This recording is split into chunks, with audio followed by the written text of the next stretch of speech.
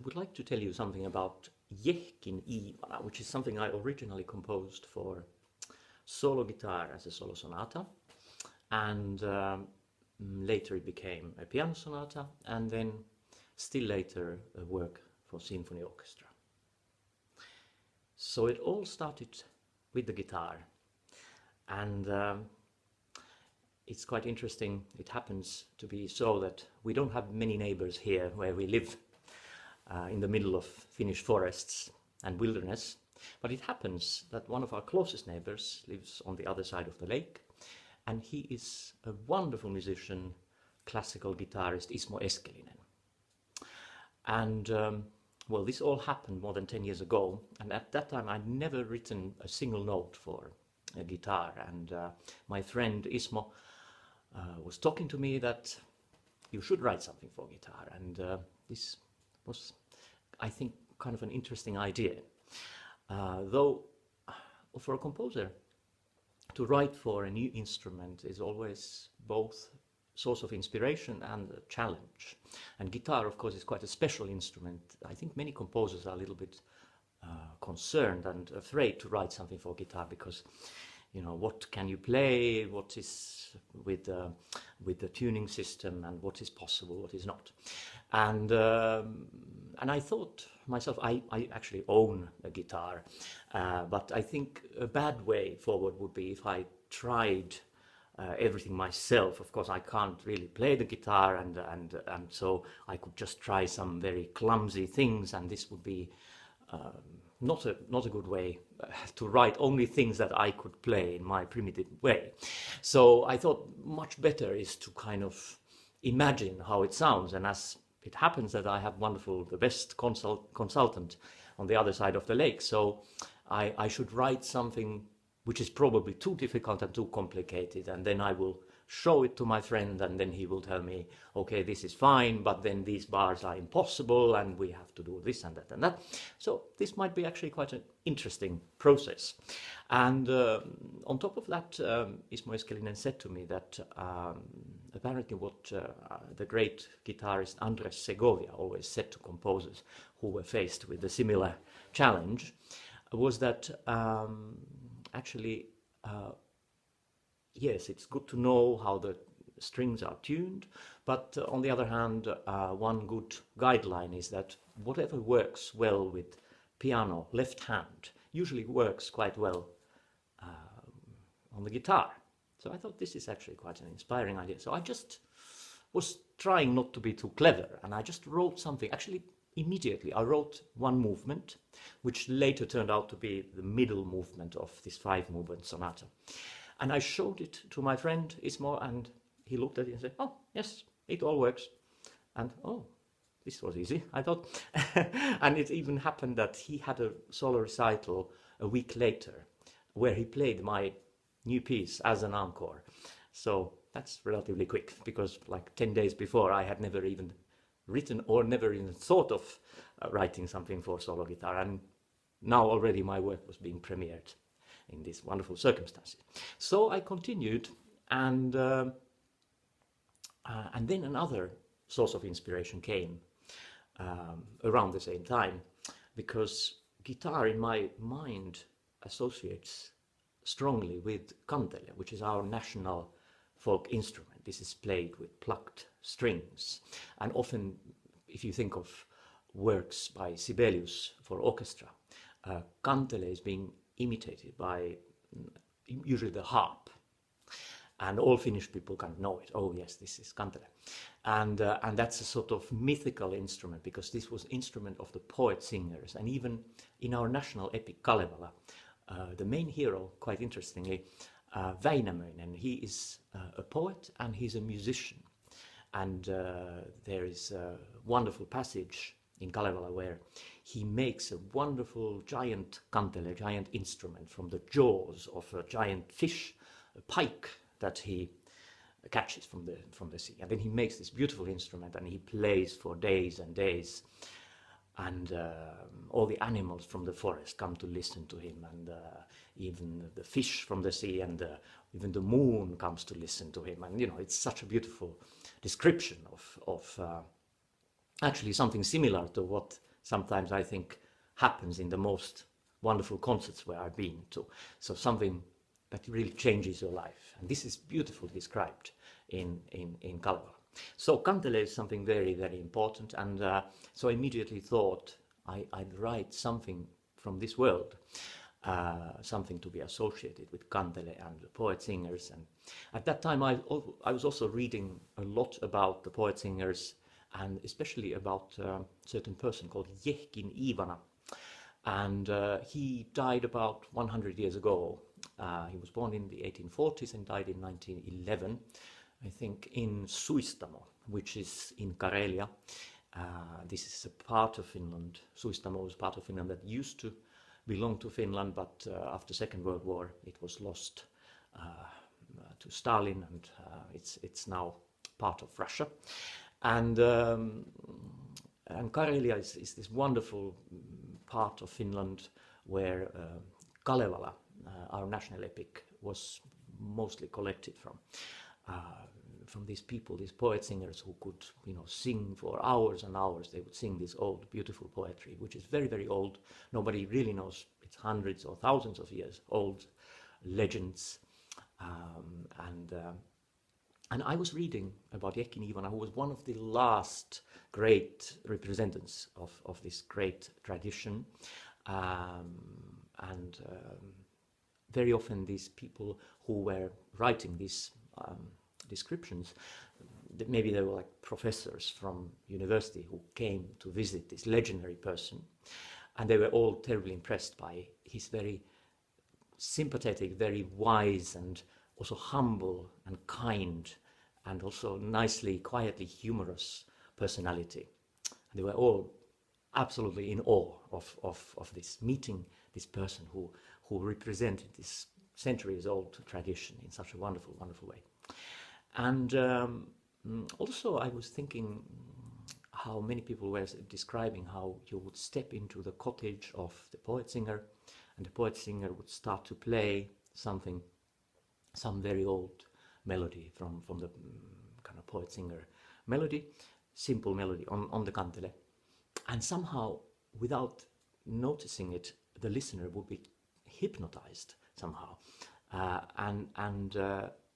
and taken to this world of these old poems, old sagas, old stories. And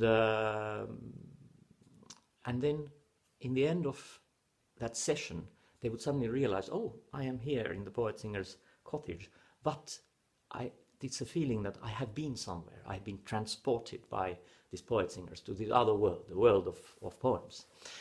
And my life has changed forever because this experience is so strong. And when I was reading these descriptions, I thought it's so beautiful and so moving what they are talking about, because I think it's the same or very similar to in the best and the most memorable concerts where I've been to in my life. Let's say I heard incredible recitals by Emil Gilels, for example, or concerts where Chandoveg has been conducting, or something like that. And that's precisely the feeling, because you can go to a normal concert, you sit in the chair for 2 hours and you hear something which is very nice, but then on the other hand, 10 days later you almost don't hear a note, you don't remember a note of what had happened, and it was just all pleasant and nice, but nothing so memorable. Whereas it can be that you go to a concert and you are taken to this journey, and then after 2 hours you don't feel you've been sitting on a chair for 2 hours. No, you feel you've been to some other world. So the piano has become like a flying carpet, taking you to some other place. And after you come back, you are not the same person anymore. This concert has transformed you. And these are these kind of unbelievable, memorable concerts that change your life. And it's somehow very much like how people are describing these great poet singers. So my sonata, it's not really programmatic, but something like this happens in these 5 movements. The first movement is very simple. It's like you are in the poet singer's cottage, you're hearing this old melody, and then you are hypnotized by these rhythms and by these simple tones. And then you are taken into these very dramatic events, the world of these battles and all sorts of fascinating magical things that are happening in these poems. There's also a middle movement where I had a strong association of the hero visiting Tuonela, which is the kingdom of death in ancient Finnish mythology. You suddenly feel like some gates are closing behind you, and suddenly you are in this world, which is where these like different laws of nature apply, very strange things and very powerful, and in the same way quite frightening for human beings. Fourth movement, again, you're back in this world of battles and exciting events and adventures even. And then the fifth movement comes totally attacca without any break, like all these movements. But the fifth movement, suddenly you hear the motive of this kantele playing from the beginning. But at the beginning it was very gentle and soft, and this time it's very dissonant and very powerful. And that's for me the moment when the listener realizes, oh, I'm back, I'm actually in the poet singer's cottage, and now the poet singer is singing the melody that he was singing in the beginning, but now it's dissonant and it's dramatic. And at the same time, there's a crying motive. These different levels of reality are mixing in a way, because the poet singer, as maybe the adventures have been victorious in the end, but maybe people have died or something terrible has happened anyway. And he's singing, there's this crying motive, he's singing his empathy for the poor people who lost their lives or something like that. As I said, it's not so programmatic, but something like that happens. And also you start to hear motives of like a chorale for the praise of gods, thanking that the heroes are back in the village or something like that. And even in the end you hear very distantly some festive dance motives, but they are kind of not in the same room. It's kind of, you hear them from the distance. And the same motives that were in the beginning, they kind of return. But as I said earlier, it's like this feeling that even though the same motives return, the listener is not the same person anymore, because he's been to another world. He's been transported by the poet singer to this other world. And that's in a way what this piece is about. And it's interesting, I talked about the idea of the process, and that I will write something too difficult for the guitar and then we will work on it with my neighbor. What happened in the end, I was so captivated by this inspiration, so I wrote the whole sonata without showing him anything. And then I showed it to my friend Ismo Eskelinen, and was expecting a lot of feedback, and and again he looked at it and said, yes, everything works. So I was almost disappointed, because I had been so much looking forward to this process, which can be also inspirational. As I said, when you write for an instrument that you don't know beforehand, the possibilities of the instruments are interesting, but also the limitations of instruments are inspiring. A little bit like, I always think that when you listen to some of Beethoven's works, where, let's say in the recapitulation, there's a modulation, and he comes back to a theme that has been in a certain form, and then, because it's transposed, he runs out of keys, because the pianos at that time didn't have so many keys. And instead of doing something which is limited, he discovers, inspired by this limitation, he discovers something even more beautiful and even more touching. And so that's how I think limitations of instruments can be very inspiring for a composer.